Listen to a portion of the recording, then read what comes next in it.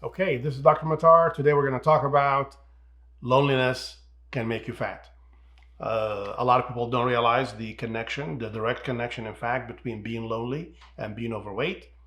And those who do realize that connection may think because I'm lonely, I'm really just eating when I'm not hungry. And that's why I'm getting overweight. In fact, loneliness is affects the body at much deeper levels. It is a state of chronic stress. It is a reason why people become depressed. It's a reason why people become or have anxiety attacks and so forth. So it's really a big deal. And when you have that level of chronic stress, what happens in the body is a lot of mechanisms work on to the compensation effort to reverse what long term stress does in the body.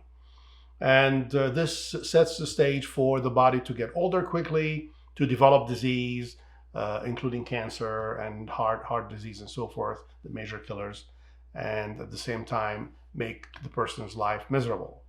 How do we fix it? Well, I had a patient who came to see me many years ago who was suffering from loneliness. She would go to work, come back home, stay home, go back to work, go back home, and that's it. She had no friends. She was on, watching TV, sitting, eating, trying just to kill time. And then she would sleep and then wake up the next morning, go to work, and so on and so forth. So she comes to me and she expects me to say something like, I understand, we will help you with this and so forth. My response to her was really shocking to her. I've seen so many cases throughout the years who had this kind of problem. So I just cut to the chase and address the problem instead of being understanding, which really sort of flows more power to the condition. If you understand it and you sympathize with it and you think it's a big deal and so forth, then that situation becomes more solid. So our approach is very different. My approach to her is based, to a large degree on Japanese psychology. In Japanese psychology, you go to see a psychologist, he will say, okay, I get it, I understand the situation, because they take their time to really dig into the situation and fully understand it. But then immediately what you'll hear from a Japanese psychologist is, okay, let's fix it. And how do you fix it?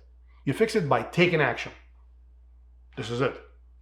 The only way for you to be out of loneliness is to be with others. Bottom line. So anything, any barrier, mental, emotional, psychological, spiritual, doesn't matter. Any barrier between you and others can only be broken, can only be cut if you decide to do something about it. It's something that you actually do in the real world that can take you out of loneliness. And what we've been very successful with the clients who demonstrate that situation for us is, first we explain our approach. So we're not sympathizing with the problem. Of course, we want to solve the problem and we care so much about the patient. Absolutely. But we're not sympathizing with the problem itself. We're not going to make too much of a big deal out of the problem. So we go, okay, let's get you started on your path out of loneliness. Number one, only 3 steps, very simple. Number one, you will have to decide what you like. What kind of group or groups of people or group activity would you like to be involved in? And they would name a couple of things. Like, I like to dance, I like to swim, I like walking, whatever. And we go, okay, great. So we're going to locate classes in the area for swimming or dancing or cooking or whatever it is that they like. And we choose a couple, 3, 4, 5, as many as they can handle. No less than 2, no less than 2. Because if one fails, you can fall back on the other one. And if this one fails, you should be able to fall back on another one, and so on and so forth. You see? It's a game that you're playing to win. It's not a game that you're playing to find justification why it cannot work. You see? That's the positive viewpoint that you have to assume when you fix a problem like this. So we'll give that patient a lot of support, and we make it very positive that they will come out of loneliness. And we address it by finding or making lists of these activities, we look around in the community to find classes, and that person joins these classes with the idea that, okay, I'm going to try it, I'm going to see if it works for me, but if it doesn't work, I'm going after another class. You see, it's not like if it doesn't work for me, it's done. No, it's not done. It's not done until loneliness is handled by taking action, taking initiatives, okay? And so the first step is to name it. Name exactly what kind of classes you want. The second step is for you to actually take the initiative to either create your own group. You can go online and join some kind of meetup group or create your own, doesn't matter.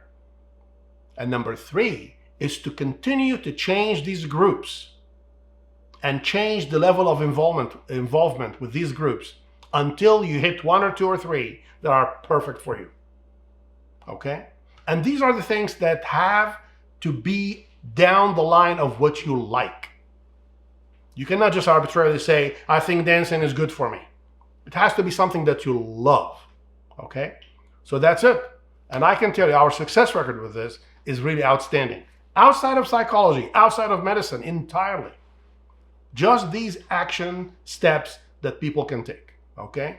I hope this helps. Take care. Hi, this is Dr. Matar again. If you like the video, please give it a like and subscribe so you can get the future videos. If you're new to the channel, what I do here is I discuss cases of my most successful patients who struggled with diet and exercise, yet were able to achieve at the end of their programs a well, fit, and slim life. I want the same for you, so if you have any questions or comments, please send them my way. I'd love to hear from you. Thank you.